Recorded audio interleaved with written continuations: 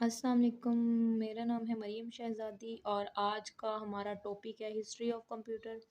और history of computer में हमारा जो हम आज टॉपिक देखेंगे वो है fourth generation of computer. Fourth generation of computer के बारे में हम डिस्कस करेंगे।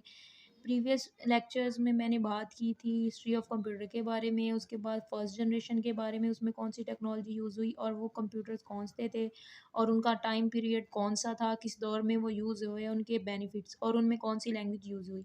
फिर सेकंड जनरेशन के बारे में मैंने बताया कि उसमें कौन सी टेक्नोलॉजीज़ यूज़ हुई और उसमें कौन से जो है कंप्यूटर्स बनाए गए और उनका कौन सा दौर था। उसके बाद मैंने थर्ड जनरेशन के बारे में भी वीडियो अपलोड की जिसमें मैंने बताया कि थर्ड जनरेशन के कंप्यूटर में कौन सी टेक्नोलॉजी यूज़ हुई और उसमें कौन से कंप्यूटर्स बने और वो उसका टाइम पीरियड क्या था। तो आज हम बात करेंगे फोर्थ जनरेशन ऑफ कंप्यूटर के बारे में।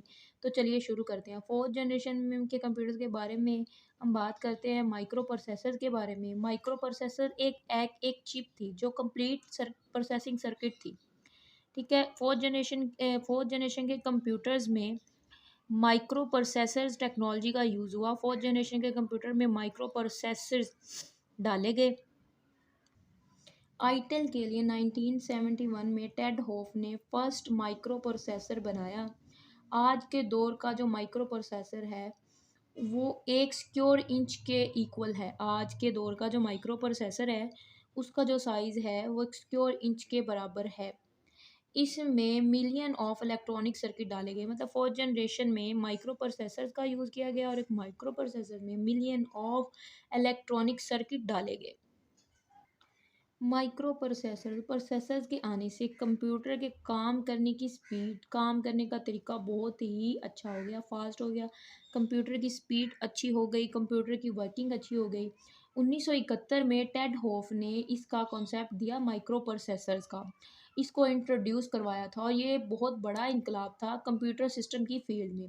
जैसे कि मैंने बताया कि फर्स्ट जनरेशन के जो कंप्यूटर्स थे उनमें जो है ना टेक्नोलॉजी यूज़ हुई वैक्यूम ट्यूब की।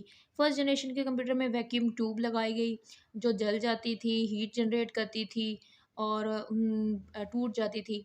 सेकंड जनरेशन उससे कुछ बेहतर हुई, उसमें ट्रांजिस्टर्स का इस्तेमाल किया गया जिससे फर्स्ट जनरेशन के कुछ ड्रॉबैक कम हुए, ओवरकम किए गए। उसके बाद जो है ना थर्ड जनरेशन में इंटीग्रेटेड सर्किट लगाए गए और एक इंटीग्रेटेड सर्किट में थाउजेंड ऑफ ट्रांजिस्टर्स का यूज़ किया गया जिससे कंप्यूटर जो है ना वो फास्ट काम करने लगा as compare to first and second generation. ठीक है। उसके बाद अब आया फोर्थ जनरेशन। फोर्थ जनरेशन के कंप्यूटर्स में उन्होंने माइक्रो प्रोसेसर्स लगाए। ठीक है। और इसका कॉन्सेप्ट जो वो दिया टेड होफ ने 1971 में। इसकी हर जनरेशन में इसकी प्रीवियस जनरेशन के कुछ ड्रॉबैक्स को ओवरकम किया गया और उस जनरेशन में उसको ख़त्म किया गया और उसमें इम्प्रूवमेंट लाई गई।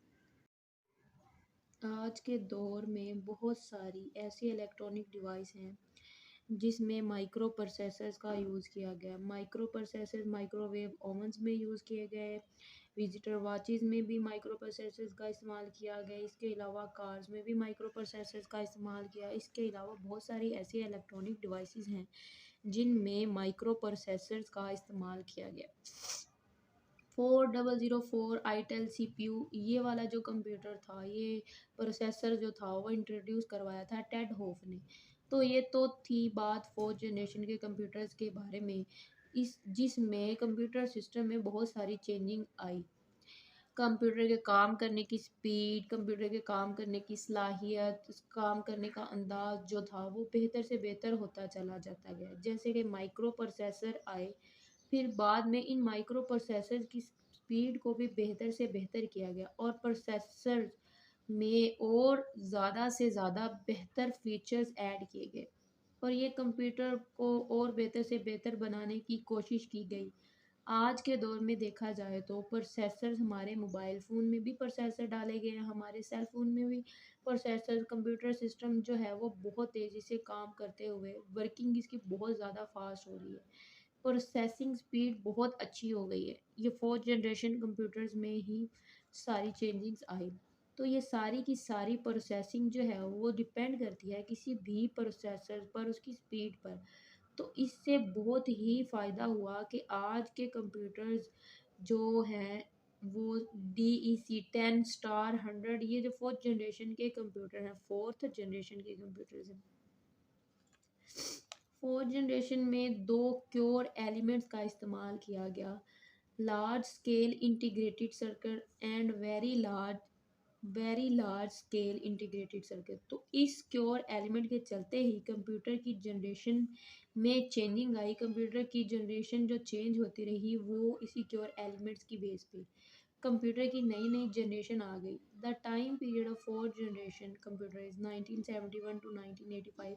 1971 से 1980 85 का जो दौर था ना, वो फोर्थ जनरेशन के कंप्यूटर्स का था। फोर्थ जनरेशन के कंप्यूटर्स में सेमीकंडक्टर को as a primary storage, primary memory इस्तेमाल किया जाता रहा फोर्थ जनरेशन के कंप्यूटर में।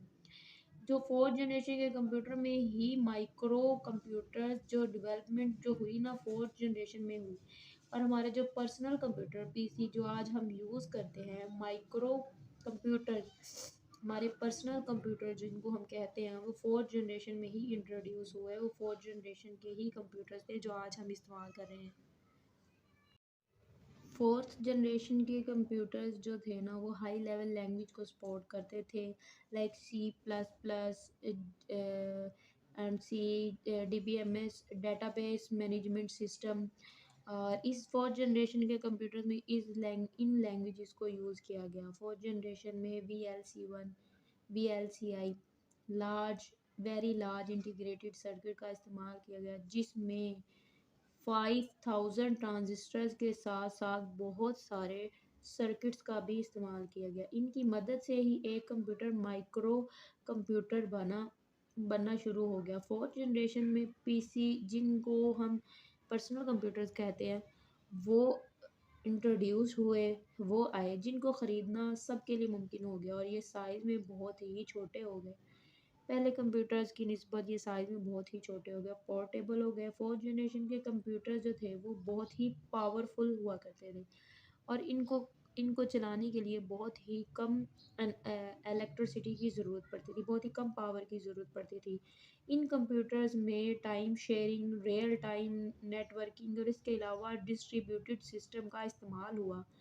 कंप्यूटर्स की फोर्थ जनरेशन जो थी वो डिस्ट्रीब्यूटेड सिस्टम का इस्तेमाल हुआ। कंप्यूटर्स की फोर्थ जनरेशन जो कंप्यूटर बने हैं वो C++, DBMS, इस हाई लेवल लैंग्वेज को सपोर्ट करती थी। अगर हम इस जनरेशन की फ़ीचर की बात करें तो इसमें VLC1 टेक्नोलॉजी का इस्तेमाल हुआ।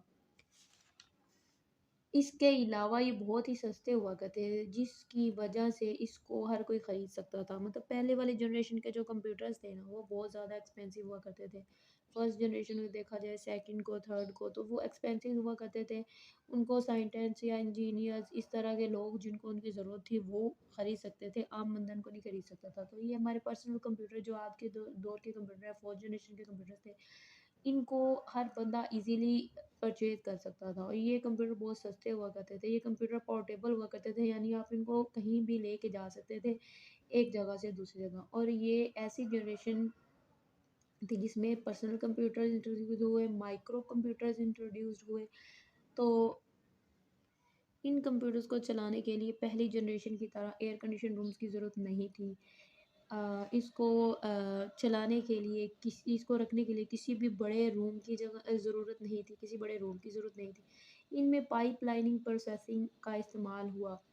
ये याद रहे कि फोर्थ जनरेशन के कंप्यूटर्स में ही इंटरनेट का कॉन्सेप्ट मिला, और इसी जनरेशन में ही नेटवर्किंग पर बहुत सारा काम हुआ। फोर्थ जनरेशन के कंप्यूटर से पहले इंटरनेट का कॉन्सेप्ट नहीं था, फोर्थ जनरेशन के कंप्यूटर के बाद ही इंटरनेट का कॉन्सेप्ट हमें मिला।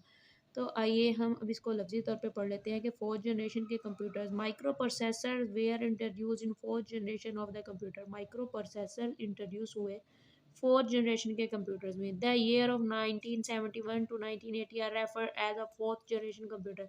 1971 से 1980 का जो दौर था, टाइम पीरियड था, उस दौर में फोर्थ जनरेशन के कंप्यूटर्स आए। C and C++, Java were are a programming language use in this generation. मतलब इस जनरेशन में हाई लेवल लैंग्वेजेस का इस्तेमाल हुआ, और उसमें C++, जावा, सी वाली लैंग्वेजेस जो वो यूज़ हुई। Example of fourth generation computer are star 1000, PDP-11, C-Ray 1, C-Ray X, PM and Apple, ये सब जो एग्जांपल हैं फोर्थ जनरेशन की कंप्यूटर्स की। अगर आपको मेरी वीडियो अच्छी लगी तो प्लीज़ लाइक, सब्सक्राइब और शेयर कर दीजिएगा। अल्लाह हाफिज़।